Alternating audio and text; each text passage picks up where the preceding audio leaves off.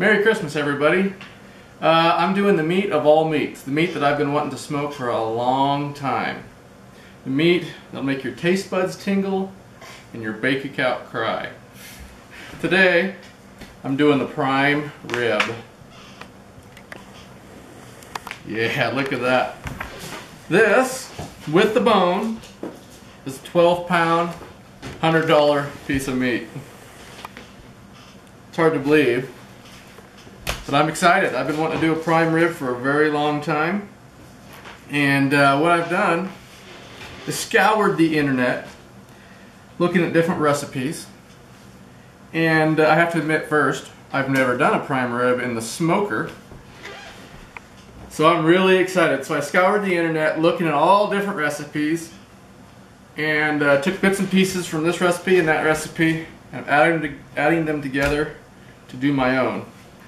So let's get started.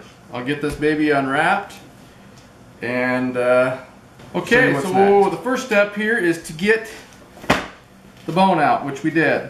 We actually had the butcher at the store remove the bone. We'll keep that. I'll put that in the smoker as well. Next thing to do is remove not all, but a good portion of the fat here, so the salt and the seasonings will soak in. So I'll go through, remove all the fat, and we'll go to the next step. Okay, so what I've done is removed a big portion of the fat, the rib bone. This stuff I'll keep for the drip pan, for making like a gravy. The meat, I couldn't bring myself to remove all of the fat. To me it does give it flavor. They say it doesn't, but I'm kind of old school in that matter. So the next phase here is we're going to take this garlic that I've just kind of diced up, and we're going to take little slices, make little slices in the meat every couple inches. And we're going to shove one down. We're going to go all the way around this bad boy. So once we get that accomplished, we will take the butcher's string and we'll come back and we'll get this thing tied up and salted. So this is what I've gotten done so far. I got the fat trimmed off, the bone taken out, sliced all around the perimeter of the steak here with little garlic pieces shoved down in. I got the butcher string tied up to keep it somewhat round. The next step here is salt. What we're going to do is take kosher salt. I don't know how much this will take. It won't take a lot. We're just going to start sprinkling, patting it in the meat.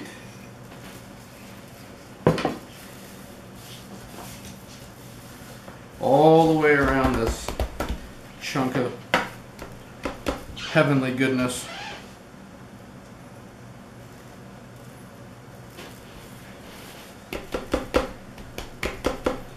There's not much better. Good prime rib. Although I will say my ribs are a good contender.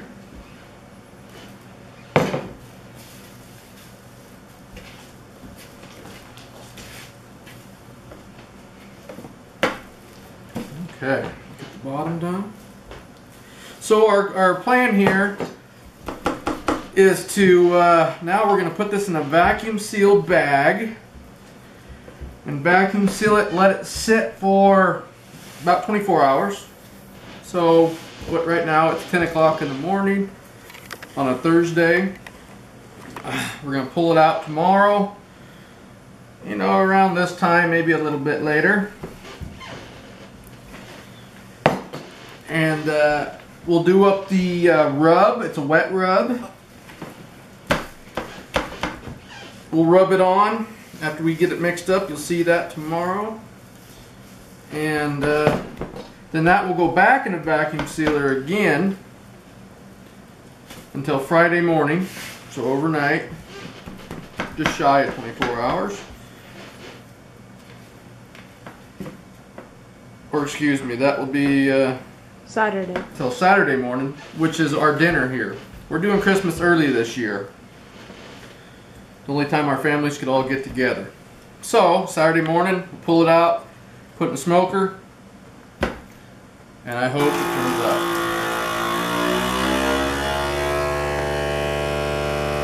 Good morning, everybody. The prime rib has been sitting in the refrigerator with the salt for 24 hours, and today we're doing the wet rub. The wet rub consists of fresh thyme, fresh rosemary. Buy them by the bundle here, and I just kind of broke them in half, split the two in half. A half cup of virgin olive oil, 2 tablespoons of chili powder, 3 tablespoons of Montreal steak seasoning, 2 tablespoons more of salt, and then I'm going to do probably 3 or 4 tablespoons of fresh ground up garlic. So what we're going to do is put this all in the blender and blend it all together, and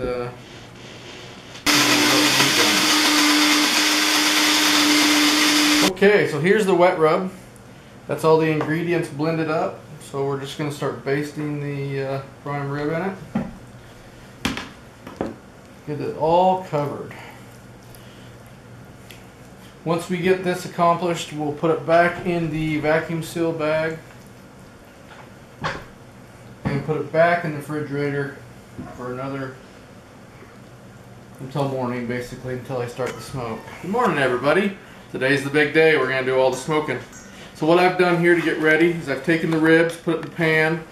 I've chopped up some onions, put some minced garlic, and the olive seasoning rub that I did on the prime rib itself on the ribs, and a couple cups of water down in this pan. This is going to be for moisture, and it's going to cook the ribs. I left some fat in there, get some flavor. I saved a little bit what's left here of the wet rub to put back onto the prime rib. So let's get this out of the sack. I got my smoker preheating to 250. I'm going to be using, let's see, apple and cherry wood on this smoke. I want a very mild flavor, so I'm not going to overdo it. I'll probably only be adding wood a couple of times. Look at that. Good stuff. So I'll get set up with the camera on the smoker and we'll get her going. Okay, everybody, so I got the prime rib on the rack here. I got my pan with the ribs in it. I got a meat thermometer put right into the center of the prime rib. I got a second meat thermometer here that I'm going to lay on the rack just to help monitor the internal temperature of the smoker, along with my oven thermometer. My goal is to keep it right at 250 or just a little under. My goal here on the prime rib is to get the internal temperature up to about 120. And then I'm going to take it inside, put it in the oven at about 400 to boil the outside, to char it, I guess you'd say, to get the finish done on the outside. So, there it goes. Alright, everybody, I've pulled the prime rib out of the smoker now. The internal temp's at 118. I'm going to finish it in the oven to put the char on the outside. Here it is so far. Looking really good. It smells wonderful. Come here, Mom. Tell me what you think. Yum. It smells really good. Yeah. So now we got to finish it. I'm going to put it at 400 degrees for whatever it takes to get up to about 135 to 140 for medium rare. How's that? Perfect. Like I said, we've moved this party down to my mom's house to finish it since we're having Christmas dinner down here. Got my meat probe in it. Is that mine? Let's see this thermometer. Put the... There we go. Keep a close eye on this.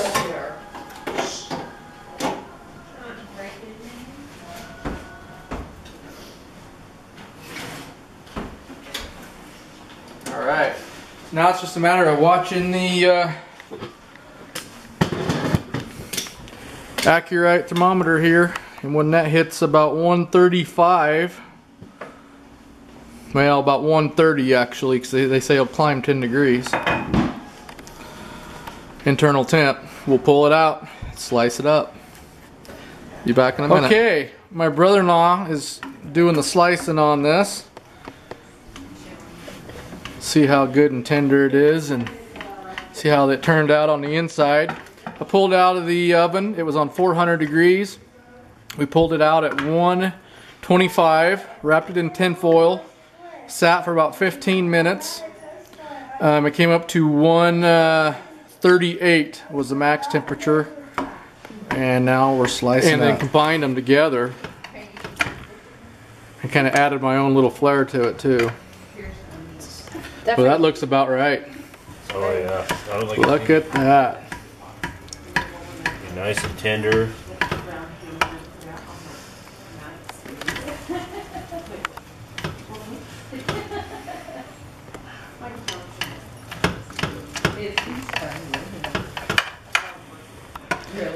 I poured some of the juice back in the pan. Now, why don't we put it back in the oven here at 400 to get that a bit of a sear on the top, just to give it more moisture. Looks juicy. Yes, it does. Yeah, it's good and tender. Now, as far as wood chips go, I told you guys I was going to be using apple and cherry. Well, I didn't realize that I was out of apple chips, so I ended up using cherry and a little bit of hickory. And I didn't over smoke it. I didn't want to take away from the beef flavor. So come back in a minute. So it's time for the report. How is it? It is absolutely delicious. Pretty good. Okay, Callie, what do you think of it? I love it. Pretty good. Hunter? It's really good.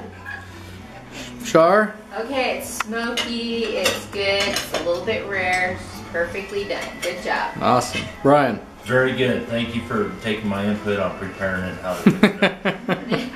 Mama? It's yummy. Yummy. Wyatt? It's the best steak I've ever had. That's my boy. All right, everybody. Merry Christmas. Merry Christmas. Merry Christmas.